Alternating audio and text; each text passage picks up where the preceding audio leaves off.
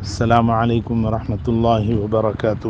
الحمد للہ وحدہ والصلاة والسلام علی من لا نبی بعدہ، اما بعد۔ کل گزشتہ دعائے سید الاستغفار سے متعلق کچھ باتیں عرض کی گئی تھیں، اور جو باتیں باقی رہ گئی تھیں ان مابقیہ باتوں کو آج کے اس پروگرام میں آپ حضرات کے سامنے بیان کیا جائے گا۔ دعائے سید الاستغفار بڑی اہمیت والا اور بہت زیادہ تاثیر والا عمل ہے، اس لیے ضرور بالضرور دعائے سید الاستغفار کا ہر شخص کو، چاہے وہ مرد ہو چاہے وہ عورت ہو، چاہے اس سے گناہ بہت زیادہ ہوتے ہوں یا گناہ بہت زیادہ نہ ہوتے ہوں، بہرحال سب کو دعائے سید الاستغفار کا روزانہ صبح و شام اہتمام کرنا چاہیے۔ یہ بات طے ہے کہ کوئی بھی گناہ، چاہے وہ گناہ چھوٹا ہو یا گناہ بڑا ہو، اس سے بچنا چاہیے۔ اللہ تعالیٰ کا تقرب حاصل کرنے کے لیے گناہوں سے بچنا ضروری ہے۔ جو شخص جتنا گناہوں سے بچے گا اس کی زندگی میں تقوی اتنا ہی آئے گا، اور جس کی زندگی میں تقوی آئے گا وہ شخص اللہ تعالیٰ کا مقرب سے مقرب ترین بن سکتا ہے۔ اس لیے ہر چھوٹے بڑے گناہ سے بہرحال بچنے کی ہر شخص کو فکر کرنے کی ضرورت ہے۔ کوئی بھی گناہ چاہے وہ چھوٹا ہو مگر اس کو بھی نہیں کرنا چاہیے۔ بعض لوگ چھوٹے گناہ کے بارے میں یہ تصور کرتے ہیں، یہ احساس رکھتے ہیں کہ گناہ چھوٹا ہے، کر سکتے ہیں۔ یاد رکھیں، گناہ چھوٹا ہو یا گناہ بڑا ہو، ہر چھوٹے بڑے گناہ دونوں سے بچنے کا حکم دیا گیا۔ گناہوں سے بچنے والا اللہ تبارک و تعالیٰ کا مقرب بن جاتا ہے۔ چھوٹے گناہ کی مثال دیتے ہوئے حضرات علماء اکرام نے ارشاد فرمایا کہ گناہ چھوٹا بار بار کرتے رہنے کی وجہ سے گناہ بڑا ہو جاتا ہے۔ اور یاد رکھیں، سمجھنے کی بھی بات یہی ہے کہ کوئی شخص جیسے آگ کا چھوٹا سا ایک ڈلہ ہے، چھوٹا انگارہ، بالکل چھوٹا ہے، اب اس کو آپ یہ سمجھ کر کے چھوٹا ہی ہے، اس کو رکھ لیں گے اپنے کپڑوں کے اندر تو کپڑے پورے جلا دے گا۔ گھر میں کسی ایسی جگہ رکھ دی آپ نے جس کی وجہ سے ہلکی سی بھنک لگ گئی اور ہلکی سی اس کو ہوا مل گئی، رخ مل گیا، تو پھر وہ پورے گھر کو جلانے کی قدرت رکھتا ہے، تو بہت چھوٹا۔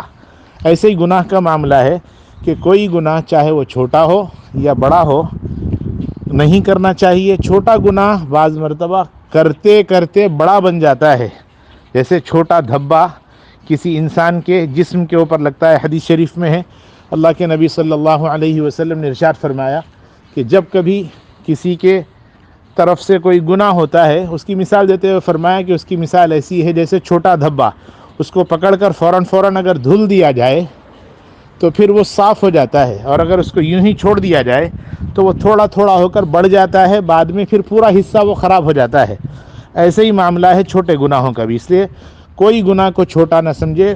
ہر گناہ سے، چھوٹا گناہ ہو یا بڑا گناہ ہو، بچنا چاہیے۔ جو شخص گناہوں سے بچتا ہے ان کے لیے اللہ تعالیٰ نے بہت بڑی فضیلت بیان فرماتے ہوئے ارشاد فرمایا، ان تجتنبوا کبائر ما تنہون عنہ نکفر عنکم سیئاتکم وندخلکم مدخلا کریما، کہ جن گناہوں سے رب ذوالجلال نے تم کو منع فرمایا، چاہے وہ بڑے ہیں، اور وہ سارے جن سے تم کو منع کیا گیا، ان سے اگر تم بچ جاؤ تو اللہ فرماتے ہیں وندخلکم مدخلا کریما، تو آرام کی، راحت کی، عزت کی جو جگہ اور جو ٹھکانہ ہے یعنی جنت، اس میں اللہ تعالیٰ نے داخل کرنے کا وعدہ فرمایا۔ اس لیے ہر گناہ سے بچنا چاہیے۔ نہ چاہتے ہوئے بھی انسان سے بہت سارے گناہ ہو جاتے ہیں، اس کے لیے اچھا ہے دعائے سید الاستغفار کا معمول۔ دعائے سید الاستغفار میں کیا ہے؟ اللہ تعالیٰ سے اظہار کر رہے ہیں آپ کہ اے اللہ آپ بڑے ہیں۔ دیکھیے، دنیا میں کوئی کسی کے پاس اپنا کام لے کر جاتا ہے تو اس کی تعریف کرتا ہے، یہ الگ بات ہے، سامنے تعریف ہے، پیچھے اس کی تعریف کرے نہ کرے ایک الگ بات ہے، مگر عام طور پر ایسا دیکھا گیا اس کی تعریف کی جاتی ہے تاکہ اس کا دل نرم ہو اور آپ کے بارے میں وہ اچھے خیالات رکھے اور آپ کے جو کام ہیں وہ کام کر دے۔ رب ذوالجلال کی تعریف اگر آپ کرتے ہیں، اللہ کو سب سے زیادہ پسند یہ ہے کہ آپ اللہ کی تعریف کریں۔ بندوں کو پیدا کیا گیا ہی اس لیے کہ بندے اللہ کی تعریف کریں، تو بندے تعریف جب کرتے ہیں تو اللہ کو بہت خوشی ہوتی ہے، اور ہونا بھی چاہیے، اس لیے کہ اللہ ہی مالک ہے پوری کائنات کی، ہر چیز کا، تو اس لیے اللہ کو خوشی ہونی بھی چاہیے۔ تو اللہ کی تعریف آپ جب کریں گے، اللہم انت ربی لا الہ، اے اللہ، ربوبیت کہ اے اللہ آپ میرے رب ہیں، آپ نے مجھے پیدا کیا، پالن ہار ہیں، کائنات کی ہر چیز کو آپ نے ہی پیدا فرمایا، اور آپ رب ہیں، ہر چیز کے مالک ہیں، خالق ہیں، انت ربی لا الہ الا انت۔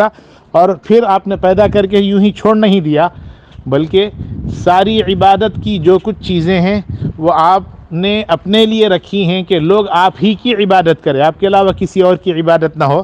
لا الہ الا انت، اے اللہ عبادت کے قابل بھی آپ ہی ہیں، آپ کے علاوہ کوئی نہیں۔ اللہم انت ربی لا الہ الا انت خلقتنی، میں خود سے پیدا نہیں ہوا اے اللہ، آپ نے کرم فرمایا، آپ نے فضل فرمایا، میں پیدا ہوا، یعنی آپ نے مجھے پیدا فرمایا، خلقتنی وانا عبدک، اور اے اللہ میں آپ کا بندہ ہوں، آپ کی بندگی کرنے والا ہوں۔ ٹوٹے پھوٹے انداز میں جیسی بھی مجھ سے عبادت ہو رہی ہے، اے اللہ میں عبادت کر رہا ہوں، آپ کا بندہ ہوں، بندگی کرنے والا ہوں۔ وانا علی عہدک ووعدک، دیکھیے ایک ہے عہد الست، جس کا 9ویں پارے میں اللہ تعالیٰ نے تذکرہ فرمایا۔ جس وقت میں کچھ بھی دنیا نہیں بنائی گئی تھی، اس وقت میں اللہ تعالیٰ نے ساری روحوں کو ایک جگہ جمع فرمایا، اور اس عہد کو کہتے ہیں عہد الست۔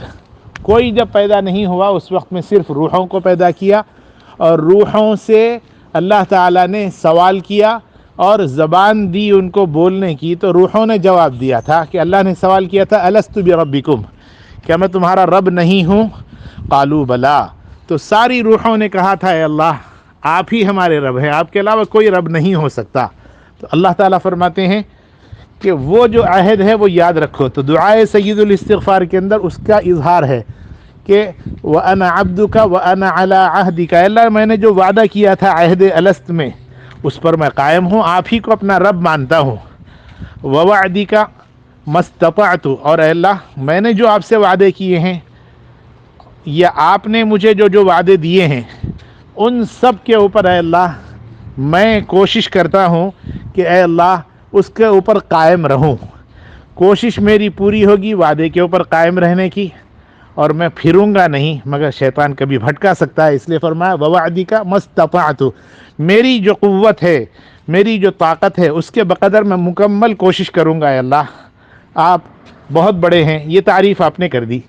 انت ربی لا الہ الا انت خلقتنی وانا عبدک وانا علی عہدک ووعدک ما استطعت اعوذ بک من شر ما صنعت۔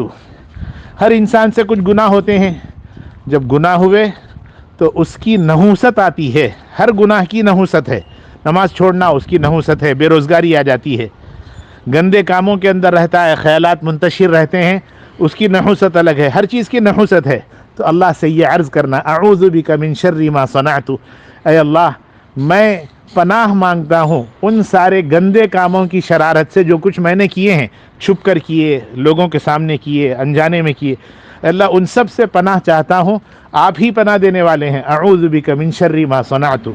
پھر اس کے بعد اللہ سے کہنا ہے ابوء لک بنعمتک علی، آپ نے اتنی ساری نعمتیں مجھ پر کی ہیں جس کا میں اندازہ نہیں کر سکتا، ہاتھ دیے، کان دیے، پیر دیے، چلنے پھرنے کی قوت اور صلاحیت دی، دیکھنے کی طاقت دی، سننے کا اللہ تعالیٰ نے ملکہ عطا فرمایا، بولنے کے لیے زبان عطا فرمائی، کھانے کے لیے ہم لوگ کوئی چیز کھا لیتے ہیں، کسی کا ہاضمہ اگر خراب ہو جائے اس سے پوچھیے ہاضمہ کسے کہتے ہیں، کسی کا پیشاب اگر رک گیا تو پیشاب نکالنے کے لیے ڈائلیسس والے کتنے پریشان رہتے ہیں، ان سے پوچھیے۔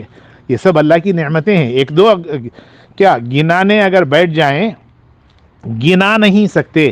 سننے والے کی عمر ختم ہو جائے، بولنے والے کی عمر ختم ہو جائے، اللہ کی نعمتیں ختم نہیں ہوں گی۔ اللہ بہت زیادہ تعریف کے قابل ہیں، اس لیے اللہ تعالیٰ سے کہنا کہ اعوذ بک من شر ما صنعت ابوء لک بنعمتک علی، کہ اے اللہ آپ نے جو نعمتیں مجھ پر کی ہیں ان سب کا اقرار کرتا ہوں کہ وہ ساری نعمتیں آپ کی طرف سے ہیں۔ اور اس کے بعد پھر کہنا وَأَبُوءُ لَكَ بِذَنبِي، اور اے اللہ اس بات کا بھی اقرار ہے میرا کہ میں نے بہت سارے گناہ کر لیے ہیں. ایک دو گناہ ہوتے تو اللہ بولتا تھا یہ گناہ کیا یہ گناہ کیا، ایک دو نہیں، ہزاروں لاکھوں کروڑوں اتنے گناہ کہ گناہ یاد بھی نہیں رہے بعض لوگوں کو. اس لیے فرمایا ابوء لک بذنبی. اب اس کے بعد اللہ سے کہیے فاغفر لی، میرے اللہ، میرے مولا، خالق کائنات، بڑے مہربان ہیں آپ. اے اللہ آپ سے درخواست ہے مجھ کو معاف فرما دیجئے. کیوں معافی مانگ رہے ہیں آپ اللہ سے؟ فإنہ لا یغفر الذنوب الا انت، اس لیے کہ معاف کرنے والے آپ ہی ہیں اللہ، آپ کے علاوہ کوئی معاف کرنے والا نہیں ہے. بندہ اس کیفیت کے ساتھ جب روزانہ صبح شام مانگتا رہتا ہے تو پھر اللہ تعالیٰ اس شخص کو تائبین میں شامل فرما لیتے ہیں، یعنی توبہ کرنے والوں میں.